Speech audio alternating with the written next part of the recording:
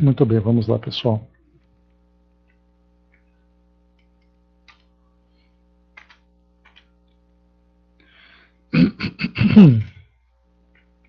Iniciando então aqui, pessoal, o nosso trabalho de hoje, Revista Espírita, edição de 1860, mês de julho, o artigo então, Os Animais. Bom, antes de iniciarmos, nós vamos fazer aqui uma pequena introdução para contextualizar tudo aquilo que nós vamos hoje então tratarmos. Nós tivemos no mês de junho, deixa eu pegar aqui direitinho, pegando aqui no mês de junho de 1860, bom dia, Andréia, num boletim do início de maio, uma menção que Kardec colocava na seção de estudos. Ele dizia o seguinte: estudos sobre o fenômeno relatado na última sessão de um cão que reconhece seu dono evocado. O espírito Charlet intervém espontaneamente na questão e desenvolve uma teoria da qual ressalta a possibilidade do fato, publicada adiante. Vocês se lembram, né, que era aquele caso de um homem que havia desencarnado e ele se comunicava através de uma cesta, né, aquela cesta de bico, que era ainda ali um dos meios de comunicação que os grupos utilizavam. E o cãozinho subia na mesa e ficava cheirando aquela cesta, como que identificando o dono. Então isso gerou, né, um tema de estudos, e o espírito Charlet, ele acabou depois então se manifestando, trazendo ali um esclarecimento sobre esse tema. Foi feita a evocação desse espírito. Nós tivemos aqui, deixa eu só encontrar aqui o artigo direitinho, porque as informações são salteadas, né? Então tem que procurar aqui com calma.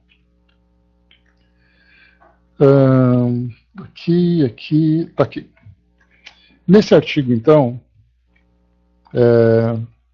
que fala aqui, né, o espírito e o cãozinho.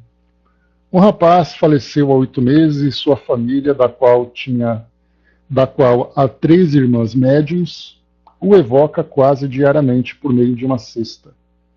Cada vez que o espírito é chamado, um cãozinho, do qual muito gostava, salta sobre a mesa e vem cheirar a cesta, soltando pequenos ganidos. A primeira vez que isso aconteceu, a cesta escreveu: "Meu bravo cachorrinho que me reconhece".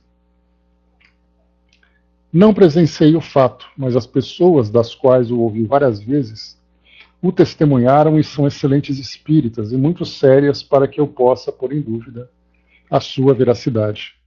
Perguntei a mim mesmo se o perispírito conservava partículas materiais suficientes para afetar o olfato do cão, ou se este seria dado da faculdade de ver os espíritos.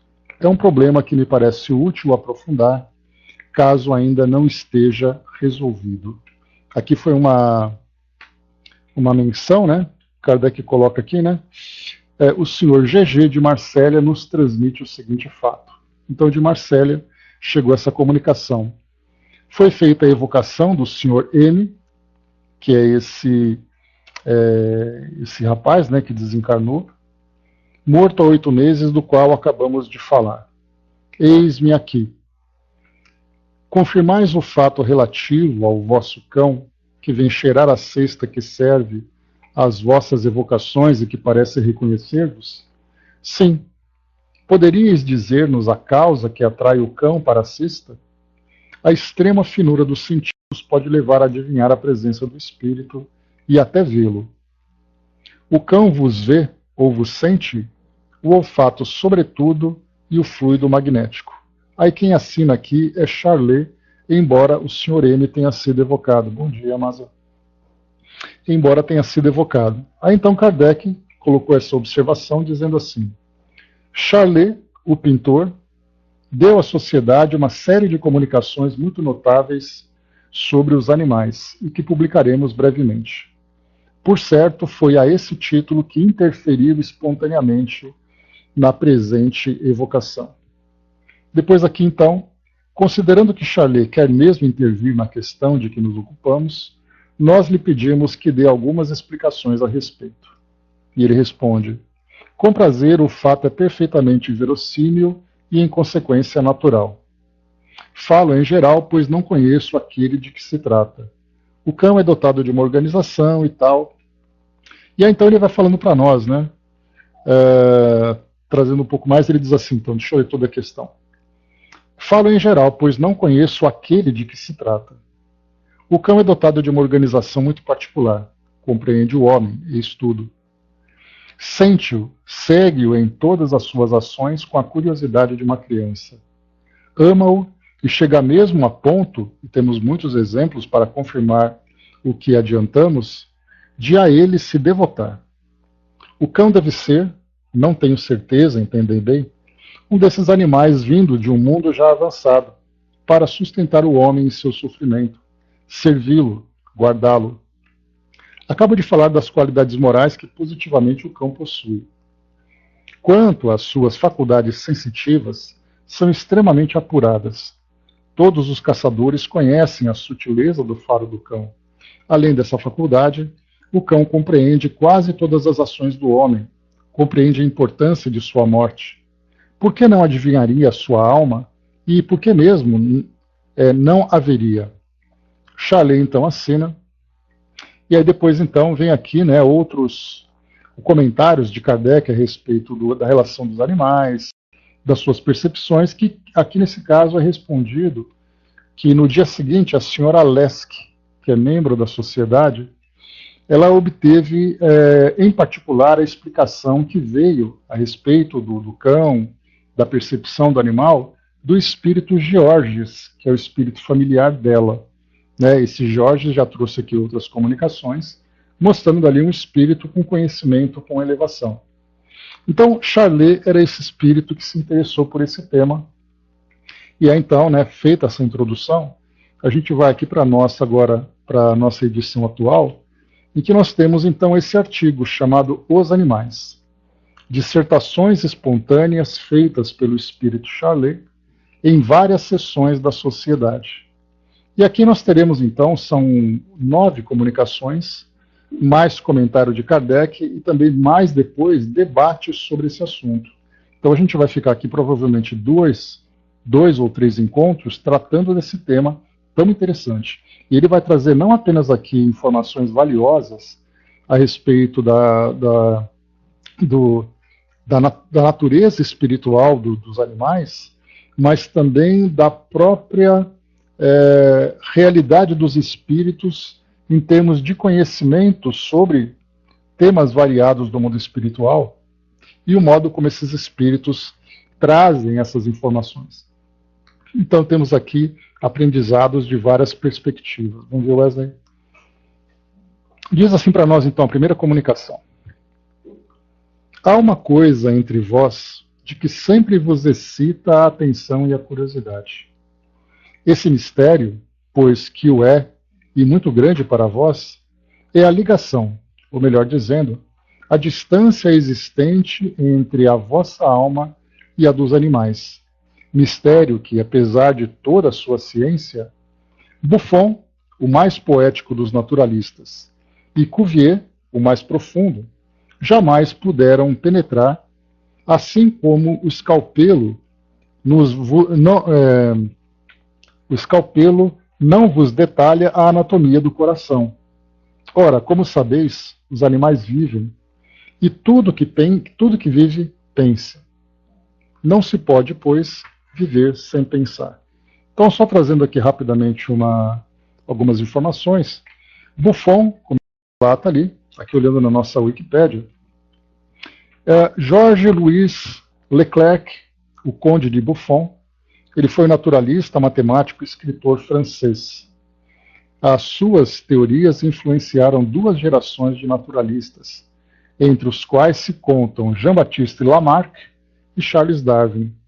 Então, ele viveu entre 1707 a 1788. Então, ele foi né, um daqueles grandes precursores estudiosos, né, do naturalismo.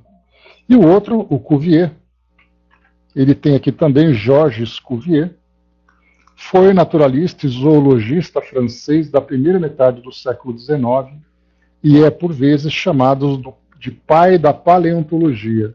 Ele viveu entre 1769 e 1832. Então, são esses dois naturalistas a que se refere aqui o Charlet. E depois ele coloca para nós também aqui, assim como o escalpelo não vos detalha a anatomia do coração. Ora, como sabeis, os animais vivem e tudo que vive pensa. Não se pode, pois, viver sem pensar. Então ele está dizendo aqui que o bisturi, ele não pode falar sobre a anatomia do coração no sentido, né, do sentimento. Você pode até fazer ali anatomicamente, ver a musculatura, o tecido e tudo mais, né, as suas cavidades, mas você não pode falar dos sentimentos querendo abrir o coração para poder ver se você consegue identificá-lo, né? Então por isso que ele fala para nós que quando você explora anatomicamente, fisicamente os animais, você vê apenas ali a sua fisiologia, nem a fisiologia, você vê de fato a sua anatomia, né? E até estudando a fisiologia, como o corpo funciona, como é o metabolismo e tudo mais, mas você não pode explorar a alma do animal, explorar os seus sentimentos, explorar a sua consciência através de um estudo materialista. Então é isso que Buffon começa trazendo para nós, para chamar a nossa atenção. E de fato, né, principalmente no século XIX, sempre foi ali uma grande curiosidade tentar entender exatamente qual é a posição dos animais dentro dessa nossa escala, né, escala evolutiva, a partir da perspectiva humana e a partir da perspectiva espiritual. Bom dia, Chaconete. Vamos lá, então. Assim sendo, André, assim sendo, resta demonstrar-vos que quanto mais o homem avança, não segundo o tempo, mas conforme a perfeição, mais penetrará a ciência espiritual, a qual se aplica não somente a vós, mas ainda aos seres que estão abaixo de vós, os animais. Oh, exclamarão alguns homens, persuadidos de que a palavra homem significa todo o aperfeiçoamento. Haverá um paralelo possível entre o homem e o bruto? Podeis chamar inteligência o que não passa de instinto? Sentimento o que é apenas sensação? Podeis, numa palavra, rebaixar a imagem de Deus? Responderemos: houve um tempo em que a metade do gênero humano era considerada no nível do irracional, onde o animal nada contava. Outro tempo, agora o vosso, em que a metade do gênero humano é encarada como inferior e o animal como bruto. E então, do ponto de vista do mundo é assim, certamente. Do ponto de vista espiritual, é completamente diferente.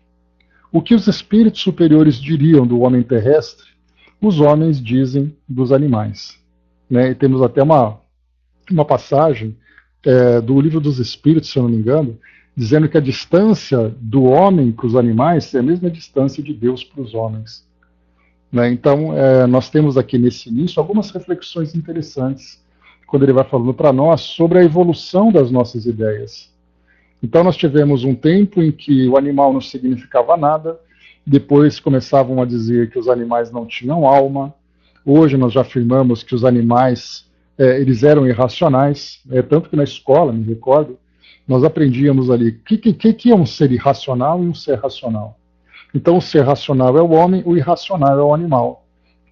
Hoje não, hoje nós começamos a perceber que não é possível nós simplesmente lidarmos com dois extremos, mas que existem diversas variações entre esses dois extremos, em que nós vamos mostrando ali, né, os diversos graus de evolução desses seres. Então, os animais possuem inteligência, naturalmente uma inteligência limitada à sua condição, possuem sentimentos, possuem emoções. Hoje nós temos na medicina veterinária estudiosos que falam sobre a psicologia animal, Hoje nós temos, por exemplo, né, os pet shops que cuidam, né, de produtos para animais, exatamente para proporcionar esse bem-estar. E, ironicamente, até mesmo, né, nós vemos que nos matadouros, nas fazendas de criação de animais para o gado de corte, existe ali uma preocupação com o bem-estar dos animais, apesar desse destino tão funesto, né? Então, mas há a preocupação de fazer com que eles vivam de uma forma tranquila, de uma forma relaxada, não mais agora daquele jeito bruto como se fazia no passado. Então, mais uma vez, é algo incoerente, mas não deixa de ser uma evolução no pensamento da humanidade, né? A Chaconate colocou: eu aprendi que os irracionais não pensam. Não, pois é, de fato é assim que foi colocado, né? Os animais não pensam. Hoje não, hoje nós temos ali a demonstração, né, e o estudo da psicologia animal, falando da psicologia animal nas mais variadas espécies, né? Então, como eu trouxe para vocês, né, um paciente da minha irmã, que ele era filósofo, e ao mesmo tempo ele era também diretor da Faculdade de Psicologia da Universidade de São Paulo, ele escreveu um livro a respeito das formigas, né? E eu tive o privilégio de trabalhar ali nas ilustrações do livro dele, e fazendo digitalizações e tudo mais. E aí então eu lia um trecho ou outro. Então ele mostrava ali os diversos experimentos para poder entender exatamente o comportamento dos animais, de formigas, de insetos, algo que para nós é absolutamente insignificante. Mas quando se analisa o comportamento das formigas, nós começamos a perceber que muitos comportamentos de fato que elas tinham não eram simplesmente racionais, eles tinham sentido. Então, como na nossa condição humana nós não temos a capacidade de sondar de uma forma profunda a psicologia dos animais, a gente coloca simplesmente que eles pensam muito pouco. Que o inseto, por exemplo, ele não é capaz de ter percepções, determinadas percepções. Porque nós não conseguimos sondar exatamente, né, a profundidade desses comportamentos. Mas já da perspectiva espiritual nós vemos diferente. Inclusive o próprio André Luiz, no livro Evolução em Dois Mundos, nós vemos ali a evolução do princípio inteligente. Então aquilo que nós chamamos de inteligência dentro de um padrão humano acaba sendo ali uma visão muito limitada, porque nós não somos capazes de ver além dessa referência que nós temos. Né? Então é isso que a Charlet coloca para nós então aqui. No passado o animal não era nada, depois o animal não tinha alma, depois o animal tem alma, mas era irracional, depois o animal passa a ter uma racionalidade limitada. Hoje nós já falamos sobre reencarnação dos animais, falamos sobre a vida no mundo espiritual dos animais. Então vejam como nós vamos evoluindo nessas ideias. Isso pelo menos o que a doutrina espírita traz para nós, porque para as demais filosofias espiritualistas não conseguem sondar esse mundo espiritual pelo fato exatamente de se basearem apenas nas suas escrituras, que não mencionam, né, os animais. Mas vamos em frente. Tudo é infinito na natureza, o material como o espiritual. Ocupai-vos, pois, um pouco desses pobres irracionais, espiritualmente falando, e vereis que o animal vive realmente já que pensa. Isto serve de prefácio a um pequeno curso que vos darei a respeito. Aliás, quando vivo, eu havia dito que a melhor companhia do homem era o cão. Kardec coloca, continua no próximo número. Assina aqui então, Charlet. Segunda mensagem. O mundo é uma escala imensa cuja elevação é infinita, mas cuja base repousa num horrendo caos. Quero dizer que o mundo não é senão um progresso constante dos seres. Estais muito abaixo, sempre, mas haverá muitos abaixo de vós. Porque, ouvi bem, não falo apenas do vosso planeta, mas também de todos os mundos do universo. Não temais, pois nos limitaremos à Terra.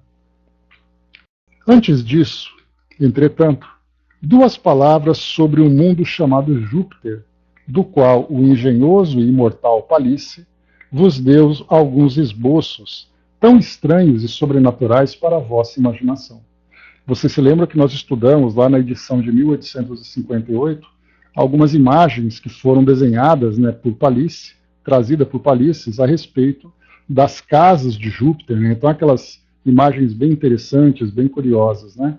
Claro que foram muitas imagens e Kardec publicou apenas algumas, aqueles que ele considerava mais interessantes para serem divulgadas na Revista Espírita, já que na Revista Espírita isso era divulgado publicamente, portanto ele tinha que ter muito cuidado com o material que ele ia liberar, mesmo que ele tivesse contato com esse material no dia a dia. E continua. Vamos lá, pessoal. Lembrai-vos de que num desses encantadores desenhos ele vos apresenta alguns animais de Júpiter. Não há neles um progresso evidente e lhes podei negar um grau de superioridade sobre os animais terrestres? Aqui nós vamos ver, depois Kardec comenta sobre isso, já adiantando, que nesses desenhos, tinha um desenho que Kardec comenta, que trazia ali um animal trabalhando na residência de uma personalidade. Mas esse desenho não foi publicado na Revista Espírita, e, portanto, nós não tivemos acesso. Mas o Chally ele faz essa referência sobre esses animais. Mas Kardec vai detalhar um pouquinho mais sobre isso mais para frente. Vamos lá. Então, não há neles um progresso evidente e lhes podeis negar um grau de superioridade sobre os animais terrestres? E nisso apenas vedes um progresso de forma e não de inteligência, embora a atividade de que se ocupam não possa ser executada pelos animais da terra? Só vos cito esse exemplo para vos indicar que já existe uma superioridade de seres que estão muito abaixo de vós. Ou seja, né, se nós seres humanos somos uma referência, nós vamos encontrar os animais aqui do nosso mundo material e vamos encontrar também animais que são espécies inferiores aos seres humanos, mas que apresentam uma evolução, como é o caso desses de Júpiter a que ele faz referência. Então nós vamos perceber que não é apenas ali homem e depois animais. Nós teremos homens, abaixo de homens nós temos várias outras espécies. E aqui a gente entra num ponto importante, que quando se fala sobre essas espécies animais de Júpiter, por exemplo, não é considerado aqui os hominídeos. Lembra que nós estamos no século XIX e muito pouco se tinha de informações a respeito desse elo perdido, né, que vem sendo encontrado gradualmente do final do século XIX até hoje. Então, hoje, através do estudo do Espiritismo, nós já lembramos, então, inclusive Kardec não tinha essa referência. E o que ele fala lá no livro A Gênese a respeito da evolução do espírito, ele fala de um salto que existia entre o espírito dos primatas para chegar na condição dos espíritos humanos. E depois, então, quando nós começamos a estudar sobre a evolução dos seres humanos, desde o início, quando surgiram os primeiros hominídeos, até chegar na condição que nós temos hoje, nós vemos, através dos estudos dos fósseis desses seres intermediários, que eles não eram apenas intermediários em termos biológicos. Quando nós tínhamos ali, por exemplo, um chimpanzé, depois nós tínhamos um hominídeo que tinha um crânio diferente, uma postura diferente, um tamanho diferente, o modo de andar, começando ali a elaborar os primeiros raciocínios. Nós vemos também nisso o espírito passando por esse processo evolutivo. Então a Terra, que foi para nós, naquele tempo, um mundo primitivo, um mundo de transição, nós vamos ver também ali que é um mundo de transição biológica e um mundo de transição também espiritual. Portanto, se a gente olha assim, o ser humano como uma referência e os animais abaixo dos seres humanos, nós nos esquecemos de todas aquelas espécies intermediárias que foram evoluindo no decorrer dos milênios. Então, os fósseis mais antigos que nós temos datam de 5 milhões de anos no passado. E nesses 5 milhões até hoje, quantas e quantas espécies apareceram e desapareceram apenas como fases intermediárias para a evolução dessas espécies. E ali nós vamos encontrar princípios inteligentes em processo evolutivo. Então, como Kardec estudou muito pouco sobre isso, por falta de subsídios, por falta de informações da própria ciência da época, hoje nós podemos ousar e aprofundar nessa análise. Quando nós encontramos, por exemplo, Lucy, que foi aquele esqueleto mais completo que foi encontrado na África, essa Lucy era uma espécie já hominídea. E sendo uma espécie hominídea, nós veremos ali um princípio inteligente diferente. Diferente dos primatas e diferente dos seres humanos. Era parte de um processo de evolução. Então, por isso, quando ele coloca para nós aqui, sangue bom dia. Sim, todo ser vivo tem um processo de evolução. Então, quando nós estudamos ali no Evolução em Dois Mundos, André Luiz ele fala sobre isso, só que ele foi trazendo ali para nós, né, detalhados de cada espécie que foi evoluindo, de cada parte, né, então isso trouxe para nós esse entendimento. Vamos lá então. Que seria se vos enumerasse todos os mundos que conheço, isto é, 5 ou 6, mas somente a Terra, vede a diferença existente entre eles. Pois bem, se a forma é tão variada, tão progressiva, que mesmo na matéria há progresso, podeis negar o progresso espiritual desses seres? Ora, como sabeis, se a matéria progride, mesmo a mais elementar, com mais forte razão o espírito que a anima. E aí, quando ele fala aqui sobre a matéria, ele fala no sentido de corpo físico. Não é a matéria pedra, né? Mas ele fala dos organismos que vão evoluindo, e aí nós tivemos, né, o próprio Darwin, né, trazendo para nós a evolução das espécies, e tudo isso trazendo ali uma visão bastante interessante da evolução material, no caso biológica, e nós aqui acrescentamos também a própria evolução espiritual das espécies que ocupam, das espécies espirituais que ocupam essas espécies biológicas. Continuarei da próxima vez. Charlet assina para nós aqui. Então Kardec traz aqui uma nota a respeito daquela imagem que eu falei para vocês sobre os animais em Júpiter, né? Então diz assim: como o número de agosto de 1958 publicamos uma prancha desenhada e gravada pelo espírito Bernard Palissy, representando a casa de Mozart em Júpiter, com uma descrição desse planeta, que foi sempre designado como um dos mundos mais adiantados de nosso turbilhão solar, moral e fisicamente. O mesmo espírito deu um grande número de desenhos sobre o mesmo assunto. Entre outros, há um que representa uma cena de animais em atividade na parte que lhes é reservada na casa de Zoroastro.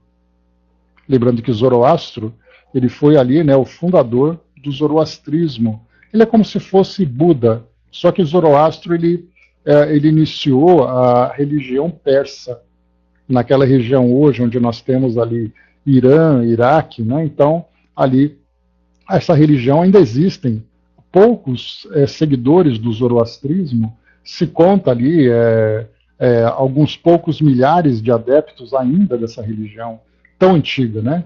Mas Zoroastro, então, habitante de Júpiter, tinha ali então esse auxílio, essa mão de obra dentro de sua residência, que era um animal com características superiores. Indubitavelmente, é um dos mais curiosos da coleção. Entre os animais figurados, há uns cuja forma se aproxima bastante da forma humana terrestre, tendo ao mesmo tempo algo do macaco e do sátiro. Uma ação denota inteligência e compreende-se que sua estrutura pode prestar-se aos trabalhos manuais que executam para os homens. São, como já foi dito, os serviçais e os operários, pois os homens só se ocupam dos trabalhos da inteligência. E é a esse desenho, feito há mais de 3 anos, que alude Charlet na comunicação acima. Então nós não temos essa imagem, como eu falei para vocês, Kardec era muito prudente, né, porque embora o desenho fosse trazido junto com outros, trazendo informações sobre aquele planeta, acabaria criando uma distração no propósito principal da divulgação da doutrina espírita, que poderia levantar críticas, poderia levantar ali apontamentos que trariam um grande prejuízo para o desenvolvimento das bases da doutrina que começava então a se formar naquele período. Né? Bom dia, Marion. Terceira carta dele, vamos lá. Nos mundos adiantados, os animais são de tal modo superiores que, para eles, a mais rigorosa ordem é dada pela palavra, e entre vós, muitas vezes, a pauladas. Né? Então a gente vê, né, os chicotes, pauladas e tudo mais, e lá a mais rigorosa ordem é dada apenas falando com os animais, dado o grau de percepção desses seres. Em Júpiter, por exemplo, basta uma palavra, enquanto entre vós as chicotadas não são suficientes. Todavia, há um sensível progresso em vossa terra, jamais explicado. É que o próprio animal se aperfeiçoa. Assim, outrora, o animal era muito mais rebelde ao homem. Aqui ele começa a falar sobre a domesticação. Os animais começam a passar por essa modificação na sua percepção, se tornando menos agressivo. Porque, por exemplo, os animais selvagens que nós vemos hoje, espalhados, né, pelas florestas, pelas savanas, né, e outros nos mares e tudo mais, nós vamos percebendo que esses animais, hoje, eles são selvagens, mas se nós voltarmos no tempo, pegarmos, por exemplo, animais de 5 mil, 10 mil, 50 mil anos, nós veremos agressivos, muito mais selvagens do que os que nós temos hoje. Então a domesticação é uma parte desse progresso, essa docilidade que permite esse adestramento. E é claro, né, que dentro da visão humana, vão dizer assim, que o homem vai domesticando os animais desde os tempos mais antigos, como por exemplo, né, foi encontrado há algum tempo, quase de uns 2 anos eu acho, uma sepultura em que havia ali um homem sepultado e o animal junto dele, um cão. E aí então a dedução dos estudiosos, dos antropólogos, era exatamente a relação que havia entre esses animais do passado já domesticados e o valor que eles tinham para esses homens, né? Porque, imaginando, aí a gente começa a extrapolar porque não é possível ter essa certeza, né? Porque isso acabaria sendo uma informação imaterial. Ou seja, nós não temos como analisar o comportamento dos homens porque não há indícios para isso. Mas dá para a gente imaginar, por exemplo, a relação do homem na caça. Então aquele animal poderia ter se tornado uma companhia tão importante para aquele homem que quando ele morreu, ou quando os dois morreram juntos, ambos foram sepultados juntos, para mostrar exatamente o valor da relação entre eles. Né? Então isso mostra para nós que os estudiosos de hoje dizem que os animais domesticados no passado acabaram assimilando uma herança genética que trouxe essa mudança de comportamento, essa docilidade, essa capacidade de domesticação. Porém, não leva em consideração que essa domesticação não é apenas o parte de um adestramento, mas é parte de uma evolução espiritual, em que ele vai saindo da condição mais agressiva, da condição mais primitiva, mudando realmente a sua postura. Da mesma forma que o próprio homem hoje, ele tem um comportamento diferente de um homem de 20 mil anos. No seu comportamento, no seu modo de ser, naquele documentário que nós assistimos, A Guerra do Fogo, mostra bastante isso, como eram as espécies, as tribos humanas daquele passado, onde a palavra articulada começava a se desenvolver, mudanças de comportamento, dentre outros. Então vamos lá, seguindo aqui para nós. Então, assim, outrora, o animal era muito mais rebelde ao homem.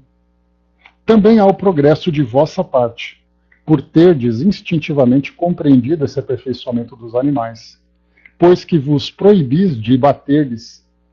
Então, o homem também vai mudando seu comportamento. Eu dizia que há progresso moral no animal. Há também progresso de condição. Assim, um infeliz cavalo açoitado, ferido por um carroceiro mais bruto que ele, estará comparativamente numa condição muito mais tranquila, mais feliz que a de seu carrasco. Não é de toda justiça que devemos nos admirar de que um animal que sofre, que chora, que é reconhecido ou vingativo, conforme a doçura ou a crueldade dos seus donos, seja recompensado por haver pacientemente suportado uma vida repleta de torturas? Antes de tudo, Deus é justo e todas as suas criaturas estão sob suas leis. E estas dizem: todo ser fraco que estiver sofrido será recompensado.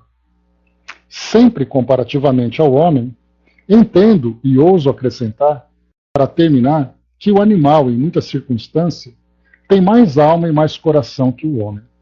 Charlet assina. Aqui é importante a gente pensar, analisar, porque esse comentário dele ele pode gerar muita polêmica. Porque hoje nós falamos muito ainda, né? Que diz assim para nós, tem uma frase que diz assim: quanto mais conheço os homens, mais prefiro a companhia dos animais. E aqui Charlet ele traz uma visão poética, romântica e uma visão pessoal. Porque não é possível, em circunstância alguma, considerar que os animais possam mostrar algum tipo de evolução comparado com o homem, pelo seu grau evolutivo. Então o animal ele é doce, né, como eu sempre brinco aqui em casa, a Rita, que é a nossa Shih Tzu, ela é muito doce quando ela está quietinha, até aparecer o carteiro no portão. Né, aí muda completamente, porque aí então ela quer avançar em cima do carteiro.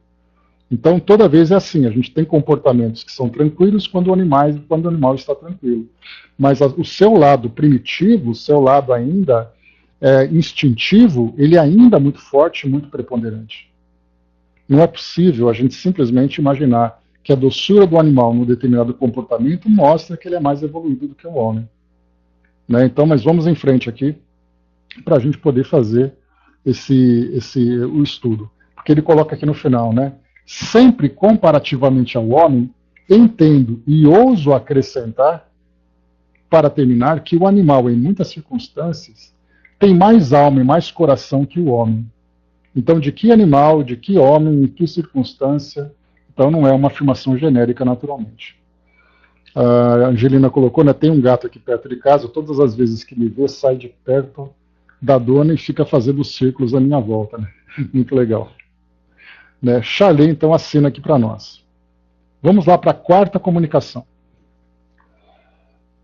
A superioridade do homem se manifesta em vosso globo por essa elevação da inteligência que dele faz o rei da terra.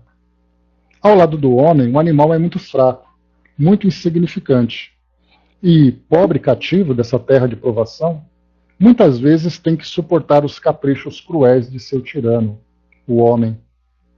A antiga metempsicose era uma lembrança muito confusa da reencarnação.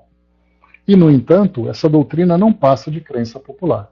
Aqui lembrando, então, metempsicose, Kardec comenta sobre ela lá no Livro dos Espíritos, na última parte do segundo livro, que é exatamente dos Três Reinos, quando ele fala sobre a metempsicose. A metempsicose é um processo reencarnatório admitido por algumas religiões, como, por exemplo, o budismo ou o hinduísmo, em que um ser ele pode transitar entre a espécie animal e a espécie humana de acordo com as necessidades evolutivas dele. Então, se ele foi, por exemplo, um homem muito primitivo, muito agressivo, como punição ele reencarna num animal.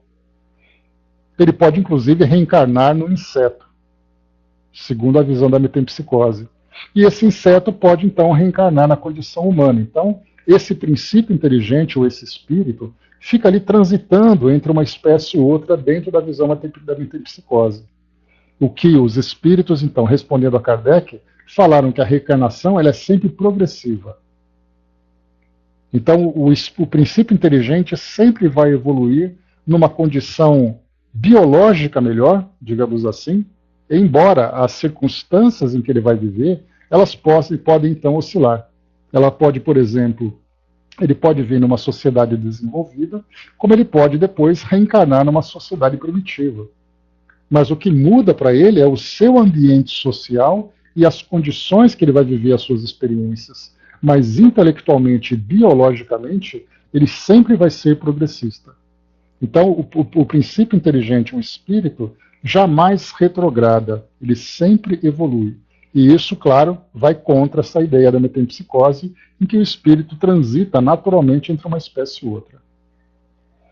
Dudu colocou, né, movimento cíclico por meio do qual o mesmo espírito, no caso a metempsicose, né, após a morte do antigo corpo em que habitava, retorna à existência material, animado sucessivamente à estrutura física de vegetais, animais ou seres humanos. Né? Então até vegetais entra aqui também nessa ideia da metempsicose. Então que a doutrina espírita, a partir dos seus estudos, já desmistificou, mostrando que não passa de uma crença popular.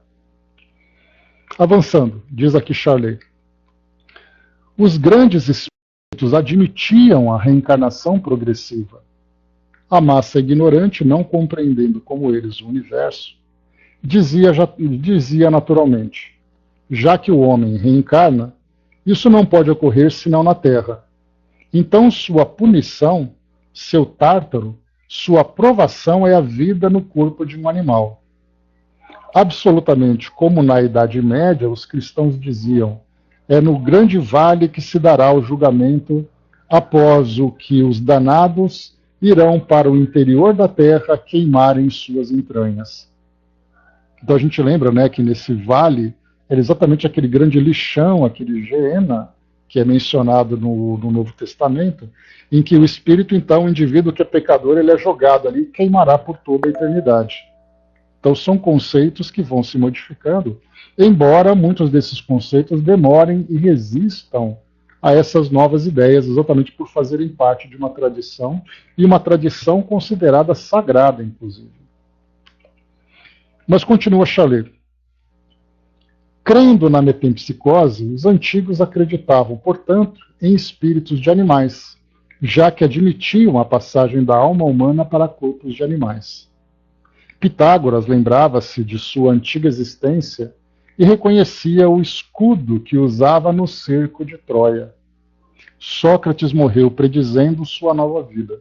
Então, tanto no caso ali, né, dessas sociedades antigas, que diziam que os animais devem ser tratados de tal forma, né, porque ali habita o espírito de um humano que reencarnou. Então, assim, né, você não pode matar aquela barata porque a barata tem o espírito da sogra, né? Então, alguma coisa parecida com isso. Quer dizer, o fato, mesmo que equivocadamente, mesmo que fantasiosamente se admita que exista um espírito de uma pessoa dentro de um animal, significa que você já começa a pensar que aquele animal de fato tem alma. Pois é. Então, de fato, ele tem alma. E tendo alma, portanto, né, ele é um ser pensante, um ser que sente, um ser senciente. Né? Ou seja, ele tem percepções que vão muito além apenas do instinto.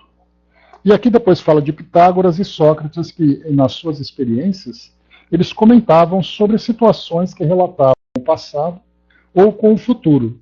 Pitágoras lembrava do escudo no cerco de Troias e Sócrates falava da nova vida que ele reencarnaria. Desde que, como vos disse, tudo é progresso no universo, desde que as leis de Deus não são e não podem ser senão leis do progresso, do ponto de vista em que estais, do ponto de vista de vossas tendências espiritualistas, não admitis o progresso do que está abaixo do homem. Não admitir o progresso que está abaixo do homem seria um contrassenso, uma prova de ignorância ou de completa indiferença. Então, se tudo progride no universo, se o homem progride na sua sociedade, por que nós não admitimos que as espécies inferiores também possam progredir? Até mesmo, só para a gente lembrar, quando nós estudamos sobre história antiga, falando sobre antropologia, sobre a estrutura da sociedade e tudo mais, nós veremos que os homens, as primeiras sociedades humanas, começaram a domesticar não apenas os animais, mas começaram também a domesticar as plantas. Hoje, por exemplo, o arroz, o trigo, a soja e todas as demais, todos os demais vegetais que nós consumimos hoje são plantas que foram domesticadas. Então, o arroz que nós temos hoje é um arroz muito diferente daquele arroz primitivo que sequer poderia ser consumido. Então, isso também mostra a evolução. Né? Bom dia, Elcio. Tudo colocou o animal, o cão, por exemplo, pode ser ou ter o efeito físico que o humano tem? pode ser ou ter o efeito físico que os humanos têm? Não entendi a pergunta, Dudu. Se ele pode ser ou ter o efeito físico? Me explica aí, por gentileza. Então, por isso a gente lembra, né? A domesticação, ela vem então das plantas e vem dos animais. E quando nós falamos em domesticação, nós temos então a colaboração desses seres junto aos humanos e temos a própria evolução dessas espécies. O cão pode ser um espírito de efeitos físicos, né? A gente tem no livro dos médiuns, Dudu, algumas informações que falam sobre algumas percepções dos animais. Eu não me lembro de ter lido nada a respeito disso. Poderia dizer que talvez sim, talvez não, porque a lógica, por exemplo, nós vamos lembrar o seguinte: tudo aquilo que o ser humano faz, em termos de potências mediúnicas, digamos assim, ela surge como um elemento que vai evoluindo. Então, se o ser humano tem essa capacidade, as espécies inferiores, no caso, por exemplo, liberar ectoplasma para que seja produzido um efeito físico, nós podemos entender que os animais também têm essa capacidade.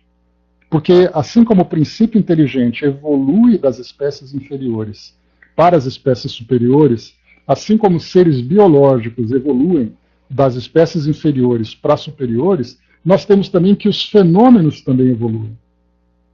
E esses fenômenos, se eles têm uma capacidade pequena nos animais, que estão passando por essa evolução biológica, já que essa é uma característica biológica, uma característica mediúnica biológica, então nós vamos entender que lá no passado também tem. Então nós temos a evolução dos sentimentos, a evolução da inteligência, a evolução da estrutura, e por que não a evolução também desses fenômenos? Então, seguindo dessa lógica, eu entendo que sim, é possível, mas eu não li nada sobre isso, não vi nenhum estudo a esse respeito. Tá, mas eu admito que sim, porque para mim, nada é assim, os animais não podem e os seres humanos podem.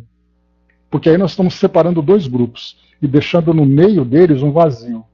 E como nós sabemos que não existe esse vazio, que tudo vai evoluindo gradualmente, então esses processos também passam por essa evolução.